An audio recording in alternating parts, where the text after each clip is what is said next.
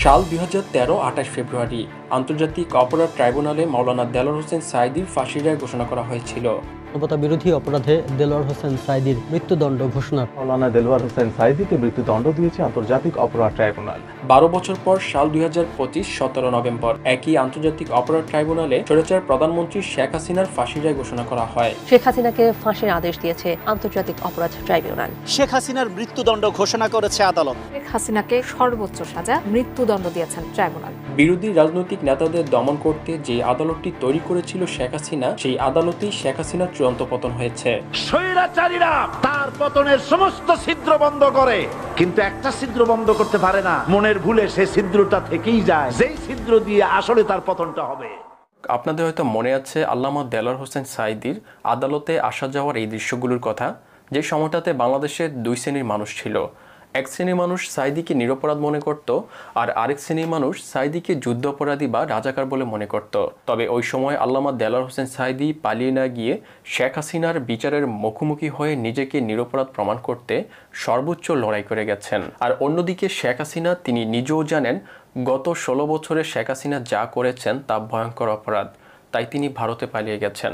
যদি শেখ হাসিনা সত্যি নিরপরাধ বা সাহসী হতো, তাহলে নিজেকে নিরপরাধ প্রমাণের জন্য দেশে থেকে বিচারের মুখোমুখি হতেন। দর্শক, ভিডিওর শুরুতে আপনাদের থেকে একটি পরিসংখ্যান দেখতে চাই। আপনাদের দৃষ্টিতে সত্যিকারের মানবতা বিরোধী অপরাধী কে, মাওলানা দেলোয়ার হোসেন সাঈদী নাকি শেখ হাসিনা? আপনাদের মতামত অবশ্যই কমেন্ট করবেন।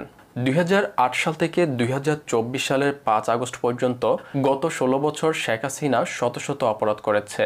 আর ওই অপরাধগুলোর মধ্যে মাত্র ৫টি অপরাধের জন্য যুদ্ধ অপরাধীদের বিচারের জন্য শেখ হাসিনা তৈরি করে যাওয়া আন্তর্জাতিক অপরাধ ট্রাইব্যুনালে গত ১৭ নভেম্বর শেখ হাসিনার মৃত্যুদণ্ডের রায় ঘোষণা করা হয়। আর এই রায় দিয়ে স্বৈরাচার শেখ হাসিনার চূড়ান্ত পতন হয়েছে।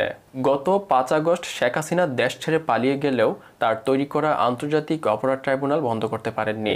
আর তাই আজ তারই তৈরি করা ট্রাইব্যুনালে তার ফাঁসির রায় ঘোষণা করা হলো। মাওলানা দেলোয়ার হোসেন সাঈদী তার একটি বক্তব্যে বলেছিলেন, স্বৈরাচাররা তাদের একটি ভুলের কারণে তাদের চূড়ান্ত পতন হয়। লাফালাফি বেশি করবা না, ১২ কোটিতে গাছের গোড়া আসতে নানা দেবে, মামু বাড়ি দিল্লি গিয়ে পড়বা, বাংলার জমিনে জায়গা হবে না। আর যারা একবার ক্ষমতায় যায়, ওরা মনে করে এই ক্ষমতা থেকে আমাদেরকে কেউ নামাইতে পারবে না। স্বৈরাচারীরা তার পতনের সমস্ত ছিদ্র বন্ধ করে, কিন্তু একটা ছিদ্র বন্ধ করতে পারে না। মনের ভুলে সে ছিদ্রটা থেকেই যায়, যেই ছিদ্র দিয়ে আসলে তার পতনটা হবে। ২০০৮ সালে আওয়ামী লীগ ক্ষমতায় আসার পর হঠাৎ করেই যুদ্ধ অপরাধীদের বিচারের নামে আন্তর্জাতিক অপরাধ ট্রাইব্যুনাল গঠন করেন শেখ হাসিনা, যার পরপরই শাহবাগে গণজাগরণ মঞ্চ নামে আরও একটি আন্দোলনের সূত্রপাত হয়। আর ওই আন্দোলনের উদ্দেশ্য ছিল যুদ্ধ অপরাধীদের বিচারের নামে যাদেরকে আটক করা হবে তাদের জন্য ফাঁসির রায় দেওয়া হয়। দুর্ভাগ্যবশত ওই সময় ওই আন্দোলনের সংহতি প্রকাশ করতে উপস্থিত হয়েছিল মাশরাফি, নাসির, আরাফাত সানির মতো বাংলাদেশের জাতীয় দলের ক্রিকেটাররাও। বাংলাদেশ ক্রিকেট বোর্ডের সভাপতি নাজমুল আহসান পাপনের নেতৃত্বে সংহতি জানিয়ে গণজাগরণ মঞ্চে ওঠেন মুশফিকুর রহিম, মাশরাফি, ইলিয়াস সানি, নাসির, রাজ্জাক সহ আরও অনেকে। দিনভর সাঈদী, নিজামী এবং কাদের মোল্লার ফাঁসি স্লোগান দিয়ে রাতভর অসামাজিক কার্যকলাপে লিপ্ত থাকত গণজাগরণ মঞ্চের নেতাকর্মীরা। মাদক, যৌন হয়রানি সহ সবই চলত ওই আন্দোলনে। গণজাগরণ মঞ্চের মুখপাত্র ইমরান সরকার সবসময় মাদকাসক্ত থাকতেন, এমনকি কর্মসূচি ঘোষণার সময়ও নেশাগ্রস্ত থাকতেন তিনি। এই আন্দোলন অব্যাহত রাখতে চিল্লায় না, স্বাভাবিক স্বাভাবিক, চিল্লায় না, স্বাভাবিক স্বাভাবিক, চিল্লায় না, স্বাভাবিক স্বাভাবিক। ৩ নম্বর, স্বাভাবিকভাবে কর্মসূচিগুলো স্বাভাবিক। সংগ্রামী বন্ধুগণ, রায়ের বাজার বদ্ধভূমিতে বিকাল ৩টায় সমাবেশ অনুষ্ঠিত হবে। শপথ শপথ শপথ সাথে সমাবেশ অনুষ্ঠিত হবে। শপথ শপথ।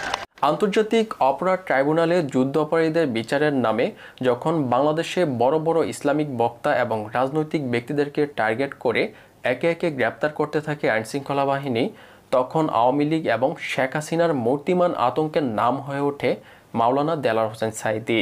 মাওলানা দেলোয়ার হোসেন সাঈদী তার বিভিন্ন বক্তব্যে সরকারের অন্যায় এবং অনিয়মের বিরুদ্ধে প্রতিবাদ করতে শুরু করেন।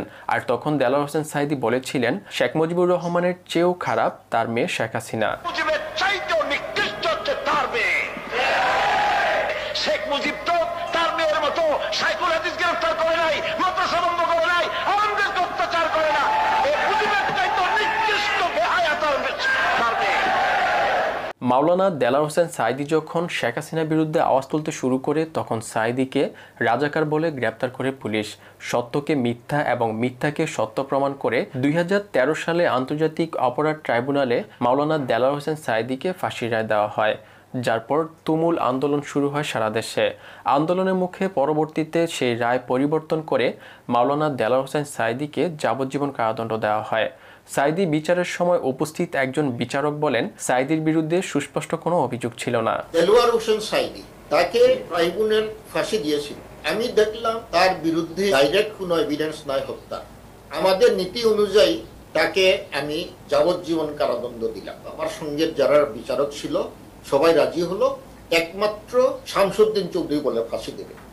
মাওলানা দেলাওয়ার হোসেন সাঈদীর বিচারের একজন বিচারক যখন বলছে সাঈদীর বিরুদ্ধে সুস্পষ্ট কোনো অভিযোগ ছিল না, তাহলে বুঝতে বাকি নেই একজন নিরপরাধ মানুষকে বছরের পর বছর শেখ হাসিনা এবং তার আওয়ামী লীগ অন্যায়ভাবে আটকে রেখে মৃত্যুর কোলে ঠেলে দিয়েছিল। আর দেলাওয়ার হোসেন সাঈদীর মতো মানুষদের চোখের পানি আজ হাসিনার পতনের অন্যতম কারণ হয়ে দাঁড়িয়েছে।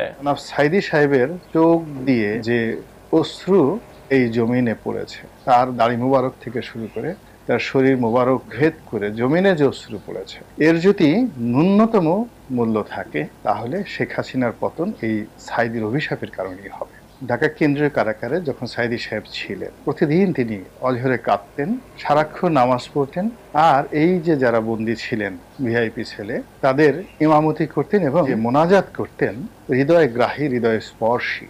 এবং ওখানে যারা ছিলেন তারা বলেছেন যে এই জমিনে আল্লাহ রাব্বুল আলামিন চোখের পানির যদি কোনো রকম ন্যূনতম মূল্য দেন, এক সুতা মূল্য দেন, তাহলে জনাব সাঈদী সাহেবের চোখ দিয়ে যে অশ্রু এই জমিনে পড়েছে, তার দাড়ি মুবারক থেকে শুরু করে তার শরীর মোবারক ভেদ করে জমিনে যে অশ্রু পড়েছে, এর যদি ন্যূনতম মূল্য থাকে তাহলে শেখ হাসিনার পতন এই সাঈদীর অভিশাপের কারণেই হবে। তিনি হয়তো অভিশাপ দিয়েছিলেন, তা না হলে এই যে জুলাই মাসের 5 তারিখে 2024 সনে সারা পৃথিবীকে সাক্ষী রেখে, জমিনকে সাক্ষী রেখে আল্লাহ রাব্বুল আলামিন শেখ হাসিনার যে পতন ঘটালেন, এর পেছনে এরকম কাদের মোল্লা, এরকম দেলোয়ার হোসেন সাঈদী সহ কত মানুষের অভিশাপ, কত মানুষের আর্তনাদ, কত মানুষের অশ্রু, কত মানুষের দীর্ঘশ্বাস আকাশে বাতাসে আবর্তিত হয়েছে এবং তার চারিদিকে কিভাবে ঘূর্ণিপাক তৈরি করেছে।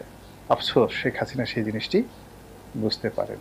নির্দোষ দেলাওয়ার হোসেন সাঈদী কোনো অপরাধ না করে শাস্তি পেলেও হাজার হাজার অপরাধ করা শেখ হাসিনা এখনও শাস্তির ঊর্ধ্বে।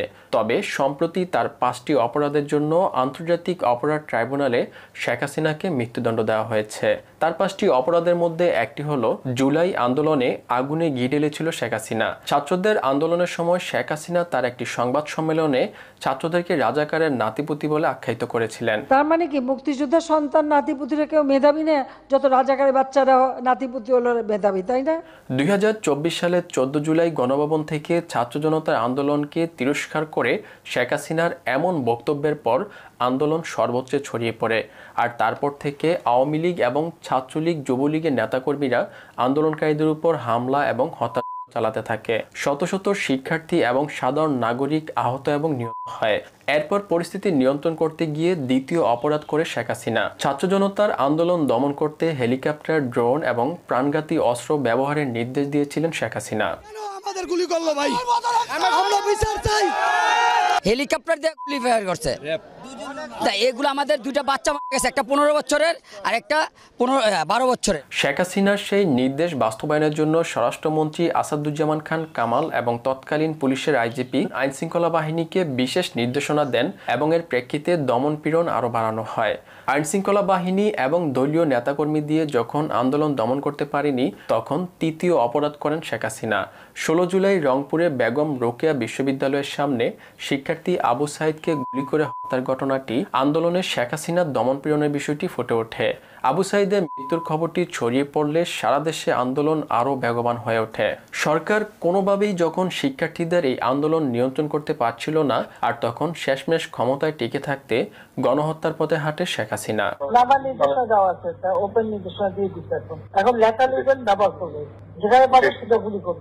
2024 সালের 5 আগস্ট পুরান ঢাকার চাংখারপুল এলাকায় আইনশৃঙ্খলা বাহিনীর গুলিতে 6 জন নিহত হওয়ার ঘটনাটি শেখ হাসিনার ফাঁসির রায়ের চতুর্থ অভিযোগ। এই অভিযোগটিও তৎকালীন সরকারের উপর মহলের নির্দেশনায় পরিচালিত হয় এবং সাধারণ মানুষের উপর নির্বিচারে গুলি করা হয় বলে ট্রাইব্যুনালে উপস্থাপন করা হয়। প্রধানের নির্দেশ বাস্তবায়ন করেছেন তার নিচের যারা অফিসার ছিলেন তারা, সুতরাং তিনি কমান্ড রেসপন্সিবিলিটির দায়ে অভিযুক্ত। এছাড়া শেখ হাসিনার ফাঁসির রায় দেওয়ার আরেকটি অভিযোগ হলো আশুলিয়ায় 6 জনকে গুলি করে হত্যার পর 5 জনের লাশ পুড়িয়ে ফেলা এবং গুরুতর আহত একজনকে জীবিত অবস্থায় আগুনে নিক্ষেপ করা। এই নির্মম ঘটনাটি মামলার পঞ্চম এবং সর্বশেষ নৃশংস অভিযোগ হিসেবে চিহ্নিত করা হয়েছে আদালতে। শেখ হাসিনার মতো একজন গণহত্যাকারীকে ভারতে আশ্রয় দিয়ে রেখেছেন নরেন্দ্র মোদী। বাংলাদেশ শেখ হাসিনাকে ফেরত চেয়ে ভারতকে আবেদন করলেও সেই আবেদনে সাড়া দেয়নি ভারত সরকার। দর্শক, শেখ হাসিনাকে বাংলাদেশে ফিরিয়ে নিয়ে এসে ফাঁসির রায় কার্যকর করা হোক, কারা কারা চান? আপনাদের মতামত অবশ্যই কমেন্ট করবেন।